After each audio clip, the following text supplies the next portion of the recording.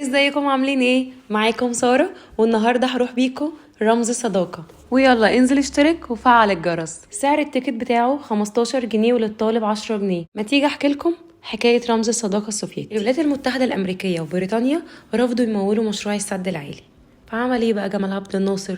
طلب مساعدة من الاتحاد السوفيتي. طبعا ساعتها الاتحاد السوفيتي ما رفضش ووافق، ومنح ساعتها مصر قرض بقيمة مليار دولار. الفايدة بتاعة القرض صغيرة جدا، واكتمل مشروع السد العالي في ميعاده وحمى البلد من الفيضان وزودها بالتيار الكهربائي. ساعتها بقى جت فكرة إنشاء رمز صداقة ما بين مصر وروسيا، واللي صمم الرمز ده كان مهندس معماري روسي بناه سنة 1967 بارتفاع حوالي 72 متر. وعايزة أقول لكم حاجة مهمة، إن ارتفاعه أعلى من برج القاهرة.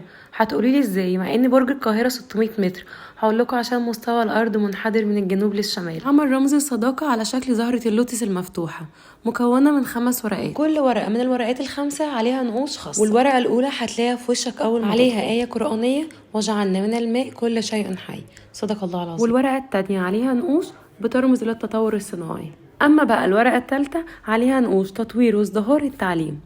والورقة الرابعة عليها نقوش موضحة بيها الثقافة والفنون. وآخر ورقة بقى عليها نقوش للتوسع الزراعي اللي احنا حصلنا عليه بعد السد العالي. ويلا بينا نطلع فوق نتفرج على جمال أسوان. هسيبكم بقى تتفرجوا على البانوراما الجميلة دي.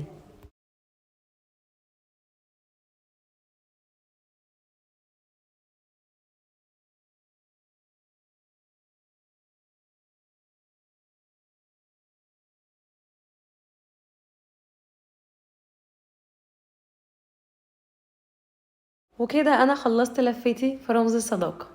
ويوم ما تروح تزور رمز صداقة زور معاه السد العالي ومعبد كلبشة التلاتة جنب بعض. يا رب الفيديو عجبكم، وما تنسوش تعملوا لي لايك وسبسكرايب وسيبوا لي كومنت عايزين نروح فين المرة الجاية في أسوان.